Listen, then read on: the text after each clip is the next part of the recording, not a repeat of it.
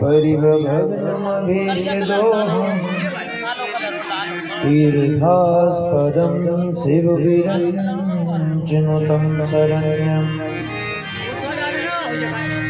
भृत्यार्तेऽहं प्रणतपालुभवाब्धिपोतम् वन्दे महापुरुषते चरणारविन्दम् त्वत्पाशुदेशजीश्वरेक्षितराजुलक्ष्मी धर्मेष्टियार्यवचसा यदिगादरण्यम् मायामृगं दययेत्सप्तमन्मधावत् वन्दे महापुरुषते चरणारविन्दम् नारायण नमस्कृत्यं नरं चैव नरोत्तमं देवी सरस्वती व्यासो ततो जयमुदीरये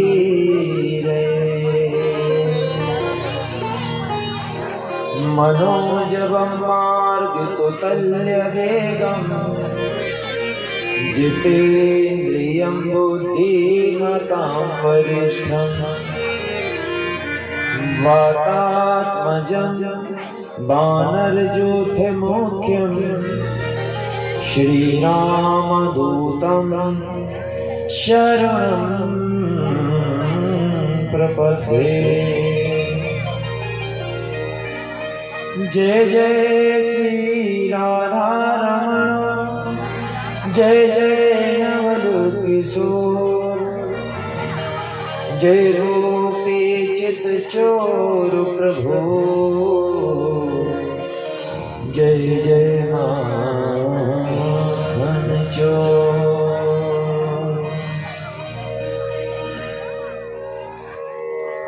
राधा मेरी स्वामी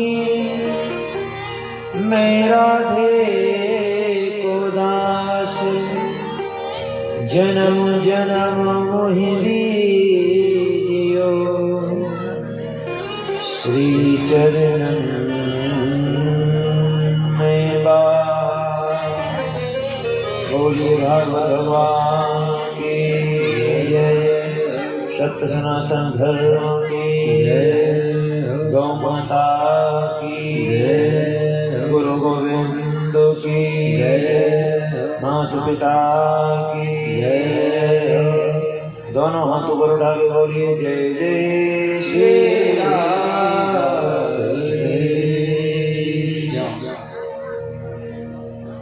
मैं व्यासपीठ से आप सभी श्रोता बंधुओं का वंदन एवं अभिनंदन करता हूँ कि आज ठाकुर जी की चल रही श्रीमद् भागवत की अमृतमयी कथा में आप सभी विराजमान हुए हैं।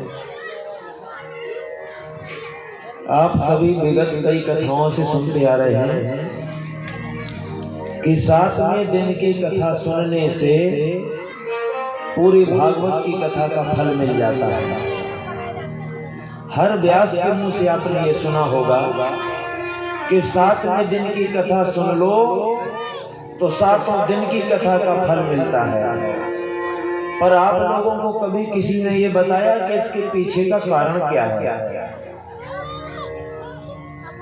नहीं तो ये तो गलत बात है ना। जो 7 दिन से सुन रहा होगा उसको भी उतना ही पुण्य मिलेगा और जो आखिरी दिन आएगा उसे भी उतना ही पुण्य मिलेगा। तो फिर लोग कहेंगे 7वें दिन चलो 6 दिन गाय को भागते जाओ, आखिरी दिन जाओ कथा सुनो, पूरी कथा का फल ले आओ। तो आप लोग मेरी बात पर विशेष ध्यान दें। ऐसा कारण क्या है, क्यों कहा गया है?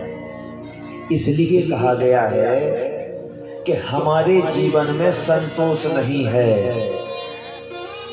हमें भगवान कितना भी दे दें फिर भी संतोष नहीं है। तो 7वें दिन की कथा संतोष की ही है। तो ये कह देते हैं कि 7वें दिन की कथा सुनने से 7 दिन का फल मिलेगा। बिल्कुल सही बात है। जब जीवन में संतोष आ जाएगा फिर दुख रहेगा कैसे? समस्या तो है असंतोष से। हम पाके भी दुखी हैं। याद रखना, यदि घड़ा फूटा होगा तो ना हेडपंप की सामर्थ्य है कि भर दे, और ना बादलों की सामर्थ्य है कि उस घड़े को कोई भर दे। कारण क्योंकि वो नीचे फूटा हुआ है। अब हम कितना भी भरते रहें, जब तक नीचे से सुराग बंद नहीं होगा तब तक घड़ा भरने वाला नहीं है। तो जो असंतोष का छेद हमारे जीवन में है, हमें इसे भरना पड़ेगा।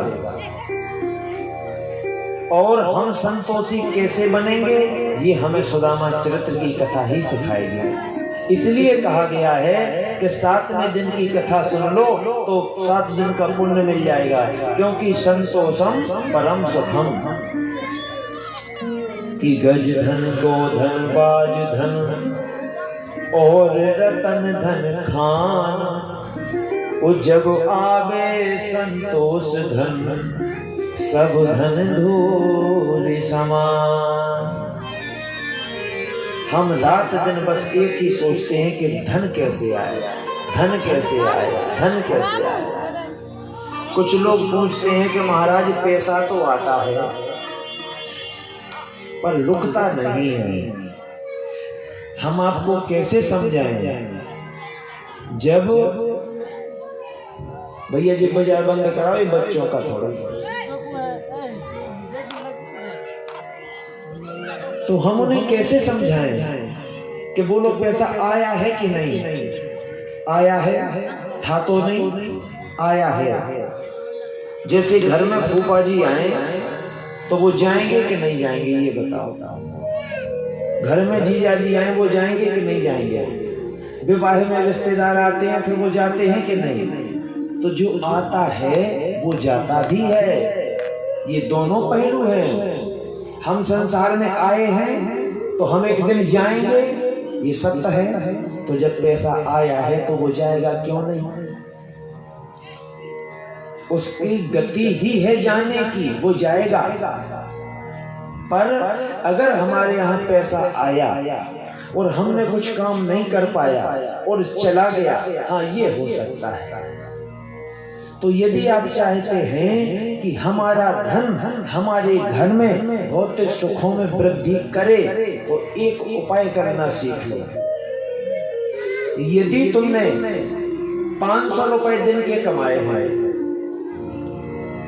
500 रुपए, तो 500 रुपए में से वैसे तो 50 रुपए बनता है, पर 50 भी अगर ना करना हो तो एक 10 का नोट अलग निकाल के रख देना भगवान के निमित्त।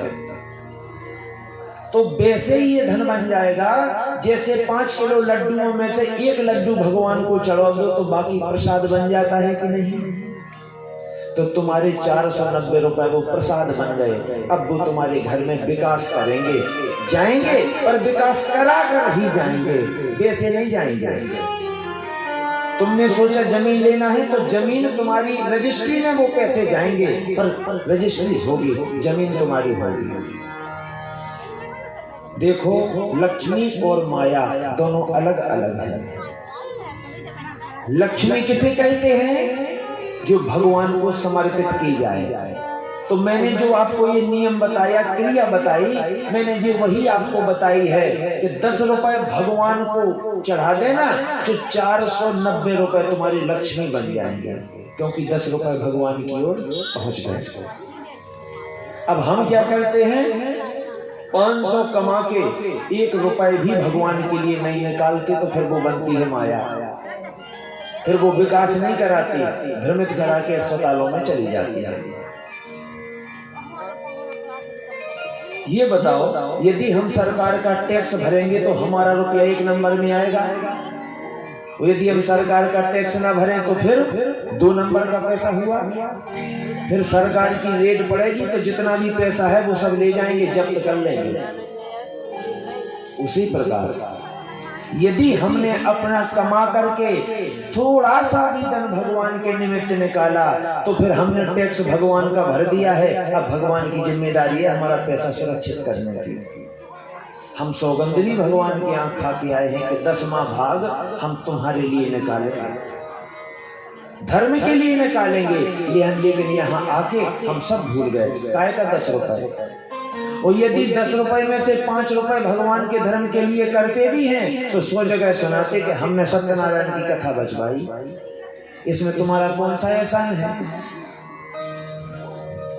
500 रुपए में 50 रुपए तो भगवान ही के बनते, उसमें तुम्हें नाम लगाने का कोई अधिकार नहीं। अब 50 रुपए के बाद जो तुम करोगे उसमें नाम लगा लो, कोई दिक्कत नहीं। साल में 1 लाख रुपए कमाए, 10,000 रुपए में तुम्हें नाम लगाने का कोई अधिकार नहीं, तुम्हें रसीद कटाने का कोई अधिकार नहीं। तुमने भागवत में भी लगाए, इसमें भी कोई अधिकार नहीं। ये तो उन्हीं का टैक्स है, तुमने क्या किया इसमें? कुछ नहीं। यदि तुमने 12,000 लगा दिए तो 10,000 रुपये भगवान के, अब 2,000 तुमने अपने लगाए।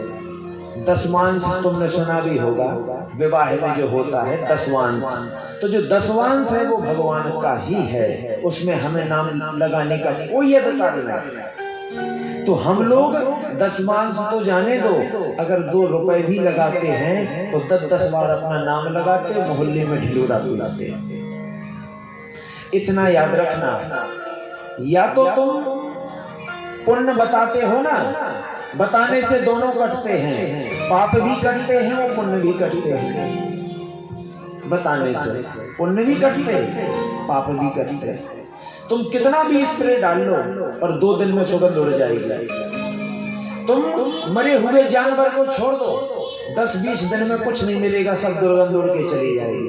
तो पुण्यम क्षीणम और पापम क्षीणम, दोनों बताने से क्षीण होते हैं। पर हमारी कमी कहाँ है कि हम पुण्य करके बताते हैं और पाप करके छुपाते हैं। तो पाप बढ़ता है और पुण्य कटता है। बल्कि हमें करना क्या है? पुण्यों को बढ़ाना है और पापों को काटना है। तो जो भी पुण्य करो, सत्कर्म करो, किसी को मत बताओ, ताकि वो तुम्हारा इकट्ठा हो जाए। और एक भी पाप हो जाए तुरंत बताओ, जिसको बताओगे वो भी भागीदार बन जाता है। फिर वो दूसरे को बताएगा तो फिर 10 लोगों में बटेगा, 20 लोगों में बटेगा, ऐसे बट के सब खत्म हो जाएगा। अब आपको महाराज वो कैसे? वो ऐसे कि यदि यहाँ धुआं होता है और धुआं जैसे ही आकाश में अपना विस्तारित रूप लेता है, सब आकाश में चला जाता, फिर वो धुआं दिखाई देता भी नहीं। ये बातचीत पंडित जी वहां करो जाके, यहाँ बिल्कुल नहीं। लो आ जाओ, इन्हें भी लो आ जाओ।